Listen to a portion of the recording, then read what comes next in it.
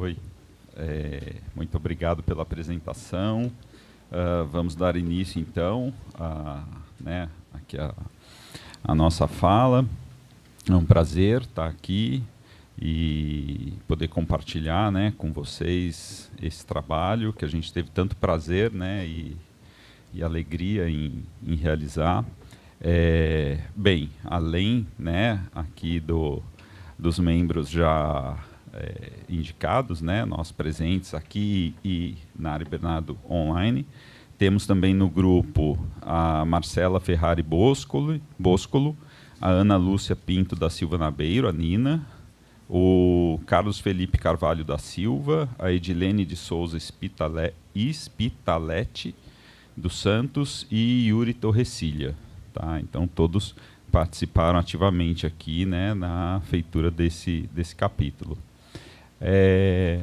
Podemos ir?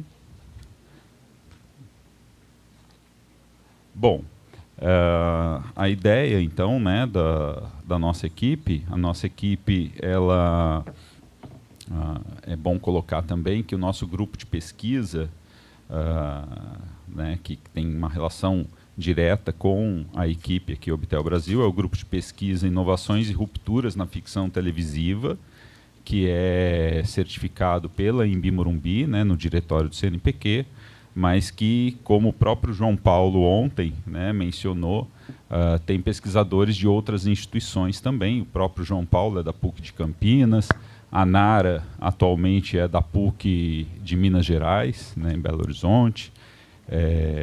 Então, o Felipe, que é formado, né, pela Metodista, repórter da CNN Brasil, né, se eu não me engano. O Bernardo, né, que se formou ali na PUC Campinas. Então, a gente tem, né, um perfil aí interinstitucional no grupo de pesquisa, e esse grupo de pesquisa, então, que também é a base aqui da nossa equipe Obtel Brasil. Né. Pode passar? Então, só para trazer para vocês, né, eu só vou fazer realmente a introdução, já vou passar logo a palavra aqui para o João Paulo, mas a ideia, né, do nosso grupo foi trabalhar as temáticas cidadãs e os contos de encantamento, né, nessa versão de Pantanal, nesse remake, considerando a telenovela brasileira como um exemplo de produto capaz de fomentar a imaginação cívica, né, a partir, né, do conceito do Jenkins, de Peter Lázaro e Shrestova. Essa pesquisa ela investigou então a construção de alguns personagens de Pantanal, marcadamente Velho do Rio, a Maria Marroá e o Cramulhão, a fim de compreender estratégias, né, as estratégias e o processo de absorção pela ficção televisiva de alguns dos inúmeros contos de encantamento que fazem parte da nossa cultura. E essa então foi, né, esse foi o nosso ponto de partida e o desafio que a gente se colocou, quer dizer, como trabalhar com esses contos de encantamento a partir desses personagens e se era possível verificar então, né, a discussão, desenvolvimento de temáticas cidadãs a partir dessa perspectiva. Vou passar para o João Paulo agora. Então, bom dia. Olha eu aqui novamente. Bom, então, como o Rogério falou, né, nós nos apoiamos nesses três personagens encantados, que têm uma origem na literatura oral. Então, iniciamos discutindo essa relação que a telenovela acaba tendo também com a literatura. Né? E, a partir disso, a gente tem como um dos pontos de partida, além do conceito de telenovela como um recurso comunicativo e que propõe esse diálogo com a sociedade, para a gente chegar no conceito de temáticas cidadãs, como o Rogério comentou, a gente usa a ideia de imaginação cívica do Jenkins com Peter Lázaro e Shrestova, que, para eles, né, a imaginação cívica é definida como essa capacidade de imaginar alternativas para a realidade atual, né, que consiste em um passo para gerar mudanças políticas, sociais. E o que a gente percebe na obra do Jenkins et al. É que eles exploram muito a cultura pop estadunidense, né? Os filmes e as séries estadunidenses. Então, nosso desafio foi propor essa passagem para a telenovela brasileira. Uma vez que, assim como Jenkins observa, né, a equipe de Jenkins observa o fantástico em Star Trek, em filmes da Marvel, a gente consegue observar esse fantástico, né, esse encantamento nos personagens de Pantanal, que agora acho que o Bernardo vai explorar um pouquinho cada um deles, né, Bernardo? Vocês estão conseguindo me ouvir? Ouvimos muito bem. Perfeito, perfeito.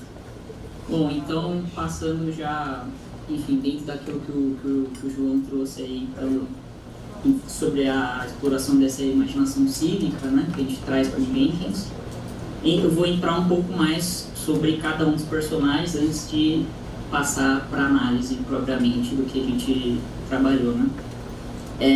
Bom, então, dentro disso, eu gostaria de falar um pouco sobre esses 3 tópicos que a gente definiu dentro dos 3 personagens, né, que a gente escolheu para trabalhar, né, e isso considerando as suas características, seus simbolismos, as oralidades, né, que é algo muito, muito importante para a composição de cada um deles dentro da narrativa, né, do Pantanal, tanto desse quanto do original, né.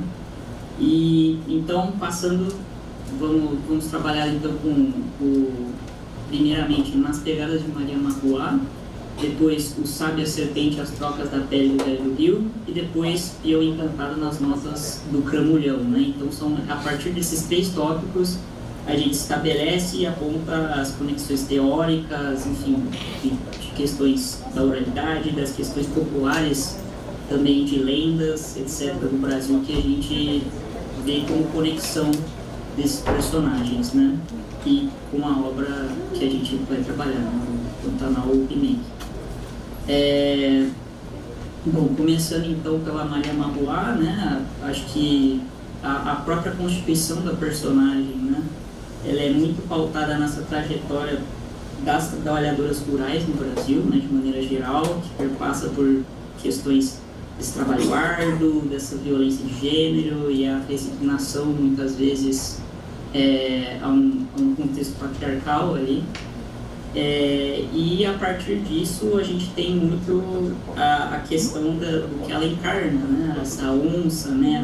O arquétipo da mulher selvagem que a gente traz no texto também, que é uma forma de sobrevivência nesse contexto, né? Muito importante e o mais importante ainda por ela ser uma mulher sozinha, né? Nesse contexto, ela cria a filha dela, Juma, né? Depois da morte do marido dela, né? Do seu companheiro que é morto, né? Já logo no início. Então, esse fato de ela ter que se tornar onça, esse ser onça dela é um traço muito importante da personagem, é um traço que a gente traz aqui de maneira bem forte, né, para encarnar essa força bruta, esse espírito de resiliência que ela traz para a personagem. A questão do oncismo também é algo muito importante que a gente traz também, que reflete o poder da própria imagética da onça, né, nesse contexto,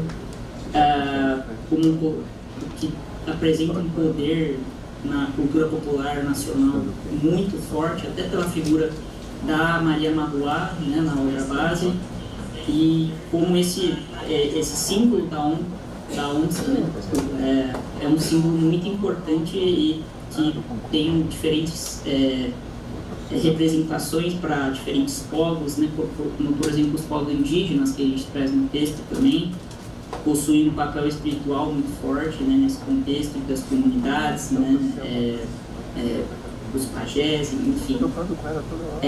Falando um pouco agora sobre o Velho do Rio, né, o Velho do Rio que vem com justamente essa dualidade, né, entre, enfim, os limites do ser humano e a natureza ali, que se dissolvem nesse personagem que se tornam, que é basicamente 2 em 1, né, o sábio e também a sucuri, né, e a gente agrega essa discussão também várias outras questões, como a figura do Ouroboros, né, a serpente que morde a própria cauda, essa busca pela individuação, a compreensão de si mesmo, até para o próprio percurso desse personagem, né, durante a narrativa. Enfim, a gente traz também questões referentes à lenda, né, da cobra grande do Amazonas também, que é muito importante, né, para a gente entender a questão, enfim, dessa dualidade, dessa ambivalência, como eu disse, que ele traz, né, na sua constituição, né, que pode constituir ao mesmo tempo a sabedoria e ao mesmo tempo um fator de perigo ali, né, nesse contexto. E por fim a gente traz também a questão do Cramulhão, né, que é um personagem que, enfim, de muitas formas presentes no nosso contexto nacional, né, muito pela permanência das narrativas populares, né, orais no nosso país.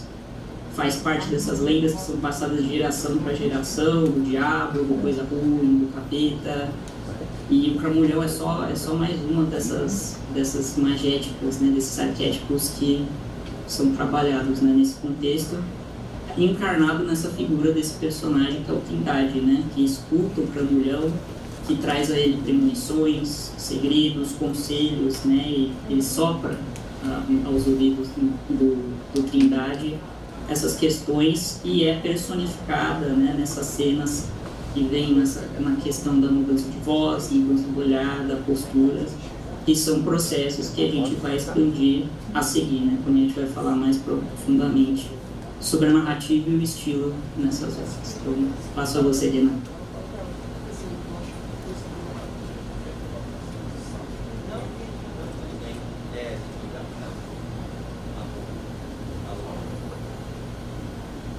Alô? Aí. Obrigado.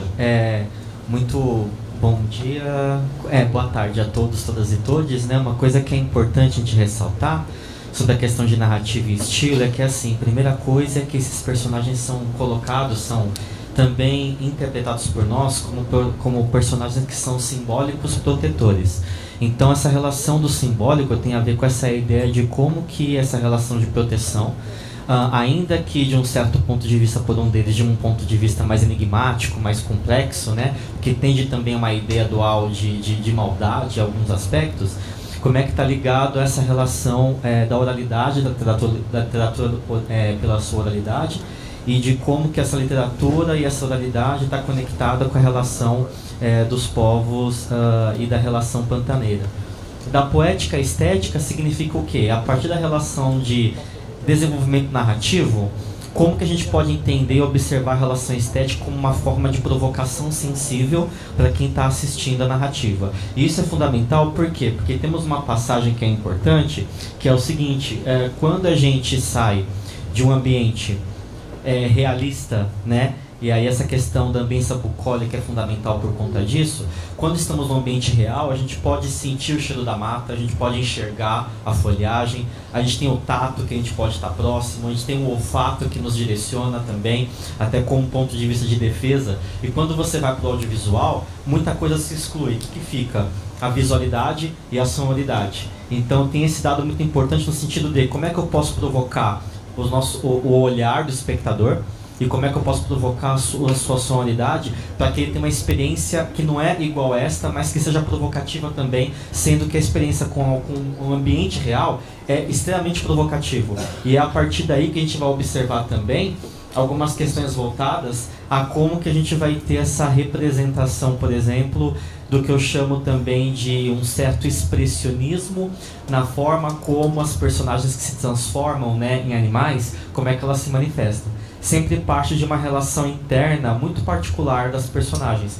Então, por exemplo, algumas sensações que podem ser provocadas, né? Vislumbre, angústia, tensão. Como é que isso pode ser trabalhado? Primeiro que, quando a gente vai para a relação da ambientação, logo no início, né, numas cenas que nós pegamos, há uma vibração das cores que é muito fundamental para provocar essa ideia de vislumbre nos nossos olhos, observando esse tipo de ambientação.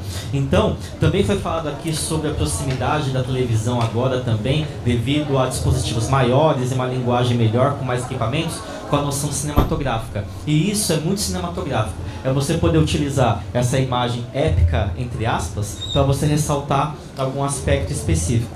Só que aí a gente vai ter a Maria Marruá nessa cena dando a luz a Juma. E aí a gente percebe o quê? Ok, é uma experiência de uma vibração visual pelas cores muito forte, só que aqui também temos cores complementares. Por quê? A cor complementar nos nossos olhos, e isso é uma questão fisiológica, não é uma questão de gosto, né? Ela provoca em nós uma tensão cognitiva, uma tensão mental. Então, olha só, quando temos isso aqui, por exemplo, liguei de novo. Quando tem isso aqui, né, eu peguei algumas das principais pontos de cor. Tá. Alô? Aí. Nossa, você está forte, vou ter que falar mais baixo. Ok. Então, por exemplo, aqui eu peguei alguns pontos principais de cor. Em que sentido? Comparar o tom de pele da Maria Marruá com o tom, né, da ambiência bucólica que está ao redor dela. Quando a gente tem isso do ponto de vista de cores complementares ou se aproximando de uma paleta complementar, a gente vai observar isso aqui.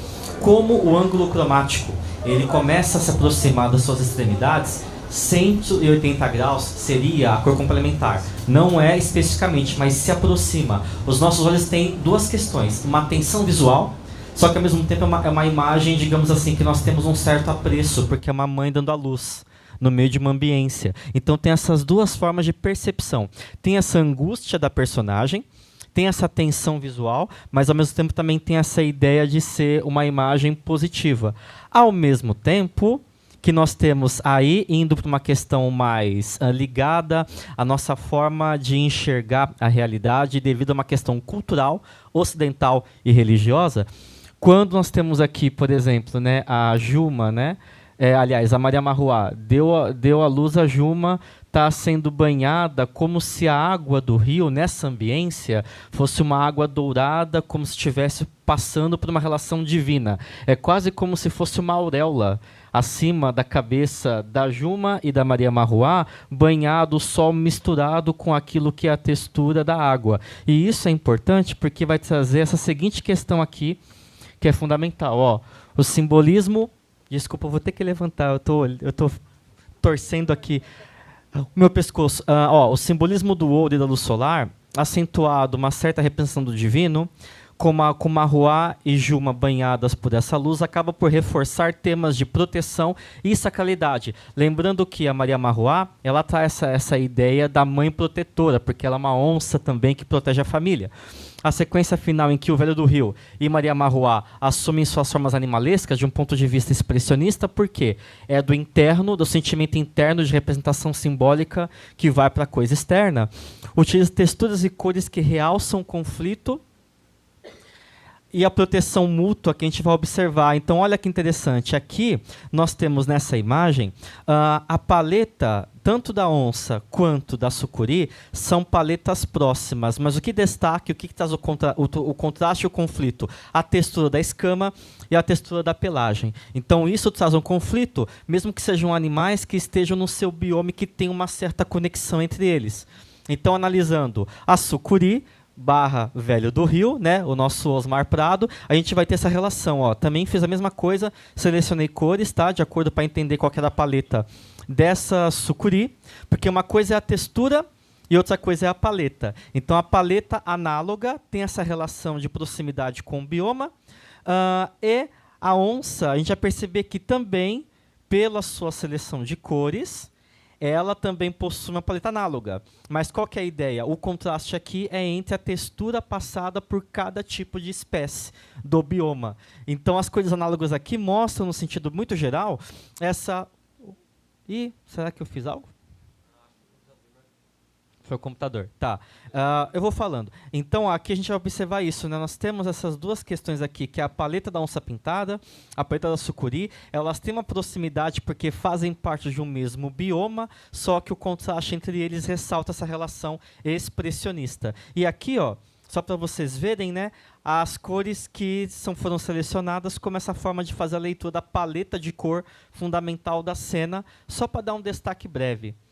Outras cenas que são importantes, tem mais duas sequências, mas são bem mais rápidas essa.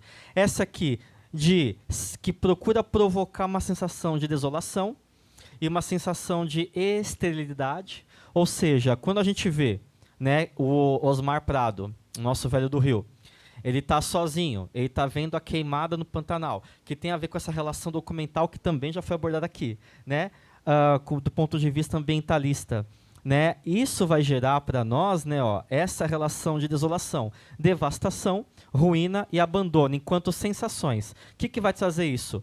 Cores acinzentadas. Percebam que a mesma forma como ele está ligado, né, à mata, então é como se a vestimenta dele também pegasse quase que fogo ou se degradasse junto com a mata. E isso provoca uma reação nos nossos olhos também.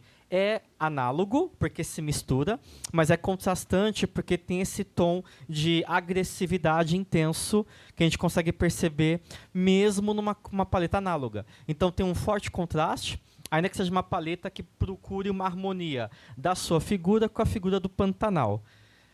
Aí temos o incêndio, né? Tem essa relação documental que é muito fundamental, né? Essa relação documental, ela vai trazer, curiosamente, o que a Eva Heller, na Psicologia das Cores, fala, tem muito a ver com essa parte, ó. Cinza, preto e marrom, exatamente, né? Essa paleta é o acorde do feio, do repelente, do hostil, do antipático, do mal. Tudo que é ruim se agrupa aqui. Então provoca em nós, até pela relação simbólica, até cristã, porque é a paleta de narrativas infernais ou de estéticas de inferno, provoca em nós uma reação de desespero, perigo, atenção, cuidado. E aí a violência da queimada, por outro lado, não é uma paleta análoga, é uma paleta que se aproxima do complementar, com uma vibração forte das cores, dando um contraste e aumenta a atenção, a nossa forma de observar a cena. Então, basicamente, essa relação, né? Como que essas coisas se provocam, como que elas se complementam. Na última ceninha, que é do Cramulhão, né? A gente pegou uma de cada um dos personagens principais do ponto de vista simbólico. Ameaça iminente, suspense e terror. Lembrando que o Cramulhão, ele avisa que vai acontecer algo, mas ele avisa de uma forma que é ameaçadora. É quase como se ele quisesse que a pessoa não obedecesse ele, para ele ver a pessoa se ferrar. Então tem essa brincadeira também. A atmosfera que é mais simples. Clima tempestuoso, uma paleta azul acidentada, figurino cinza que realça a noção de perda de identidade do Trindade, porque ele é o quê? Ele está sendo possuído pelo Cramulhão em alguns aspectos. Nessa cena, inclusive, aparece isso. A ambiência ressalta elementos clássicos, né? Ó, condições climáticas que é da natureza. O folclore pantaneiro, devido à relação simbólica da figura aqui expressa, e alguns efeitos de sentido, né? Ó, espiritualidade, premonição e proteção agressiva. Então, ó, né? Tempestade está chegando, só que aqui não é o mesmo cinza que nós veremos no Trindade. É um outro tipo de cinza. É um cinza dessaturado e sombrio para provocar essa relação puxada para algo tenebroso. Então é um azul acinzentado. Como ele se aproxima do círculo cromático, ele tem essa relação de dar uma perda de algo prazeroso ou vibrante. O que significa isso, né? A gente vai ter essa relação de construção que vai se complementar com o figurino da Trindade. Por quê?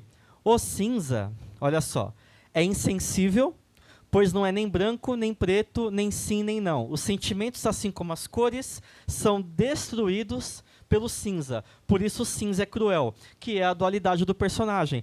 Veste cinza, ele é o único personagem nessa cena com vestes acinzentadas. Essa relação de perda de identidade, essa relação que ele está sendo o quê? Possuído. E aí, a paleta dele, embora, olha só, seja próximo ao círculo cromático, o ângulo é um ângulo de cor complementar. Então, também traz aí um certo tensão no nosso olhar. Para encerrar, ó, a análise estilística, com ênfase no uso das paletas de cores, revela como que o uso consciente de elementos cromáticos e de iluminação pela fotografia pode enriquecer a narrativa, criando uma experiência audiovisual que transcende a realidade e explora o fantástico que são os personagens. Nessa perspectiva, portanto, a direção de fotografia e a mise-en-scène revelam-se fundamentais para evocar emoções humanas em contato com a natureza que não é real, que é virtual, enquanto proporcionam uma exploração sensorial e estética do Pantanal brasileiro como forma de referência, tá bom? É uma coisa que a gente consegue trabalhar hoje muito melhor do que na década de 90, porque temos mais recursos hoje para trabalhar, porque a tecnologia ela avança em algumas partes. Aí eu vou passar para Nara, tá bom? Que ela vai falar o finalzinho.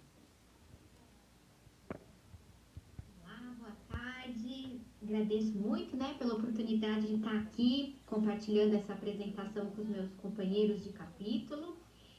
Bom, a gente vai então agora, né, nesse momento, avançando já para uma sessão quase final aí do nosso artigo, né, logo antes das considerações finais, na qual, né, nesse momento, a gente procurou compreender como que as relações, né, entre temáticas cidadãs e as personagens encantadas, né, essas 3 personagens encantadas que nós examinamos, se manifestam, né, naquilo que o José Luiz Braga vai chamar de sistema de interação social sobre a mídia, então um espaço de circulação diferida e difusa, posterior à recepção, né, em que os atores sociais interagem e produzem sentido sobre as mídias. Então a gente procurou compreender, né, como que essas relações entre as personagens encantadas e as temáticas cidadãs foram acionadas e se foram de fato acionadas em memes publicados em mídias sociais e na cobertura jornalística. Eu vou dar um pouco mais de ênfase à questão dos memes, mas vou pontuar também rapidamente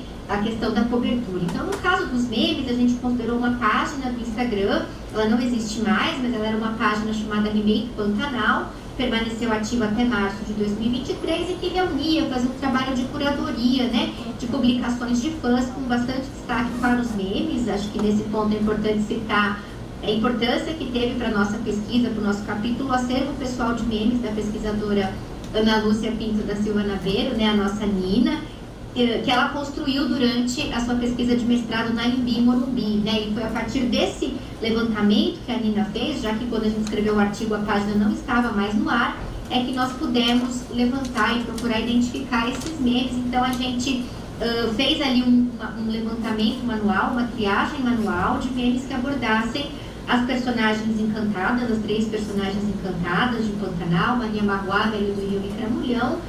E o que a gente observa, isso é um dado bastante interessante e que vai também convergir com os achados da cobertura jornalística, é uma incidência bastante baixa de memes que relacionam diretamente essas personagens às temáticas cidadãs. A gente tem muitos memes sobre as personagens, muitos memes sobre as temáticas cidadãs, mas poucos memes sobre relacionando as duas coisas, né? Então, pode passar, viu, Renan, por gentileza? Então, o que predomina nos memes que a gente identificou sobre essas 3 personagens são comentários que destacam o insólito do encantamento dos personagens, como nesse caso, pode passar também. Apontam também semelhanças entre situações vividas pelas personagens e o cotidiano dos espectadores, né? Como neste exemplo, pode passar, Nina, por gentileza, ou expressam sentimentos direcionados aos personagens, aos seus intérpretes, né, como no exemplo que a gente trouxe do Trindade, do Cramulhão. Então, né, então, tem esse aspecto que chama atenção. O que a gente observa de articulação nos memes entre temáticas cidadãs e personagens encantadas é exclusivamente a partir do caso da personagem Maria Marruá. Pode passar também, Renan, para o slide que tem a imagem da Maria Marruá, né? Então, o que a gente observa é o acionamento desses memes da ideia de um empoderamento feminino, de uma afirmação da força da mulher a partir da personagem Maria Marruá, né? E um diálogo aí que nos parece bastante claro com os chamados feminismos midiáticos, feminismos difusos, né? O que, justamente na nossa perspectiva, explica, né, a popularidade dessas formas difusas de feminismo, pode explicar o fato de que, no nosso levantamento aqui, né, a única personagem que foi acionada na chave das temáticas cidadãs foi a Maria Marruá, sob essa perspectiva dos feminismos midiáticos. relação às matérias jornalísticas, vou bem pontuar muito brevemente, a gente fez nosso levantamento no jornal Folha de São Paulo, e aí a gente também observa, esse é um dado interessante, um certo distanciamento entre a forma como o jornal abordou as personagens encantadas e as temáticas cidadãs, como se nesse espaço de circulação de sentidos sobre a telenovela, a fabulação fosse concebida como um elemento de algum modo distanciado dos debates políticos, né, da telenovela.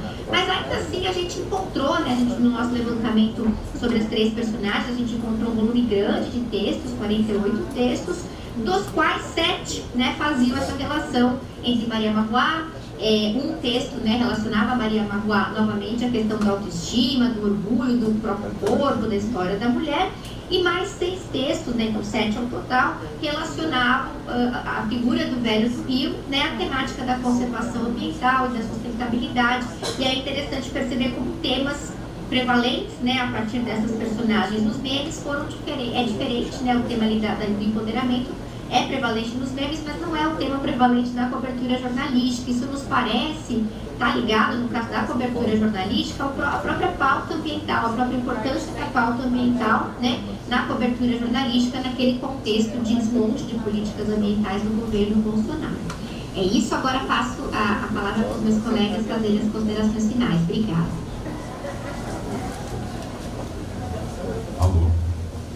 As considerações finais são muito obrigada. Acabou o tempo.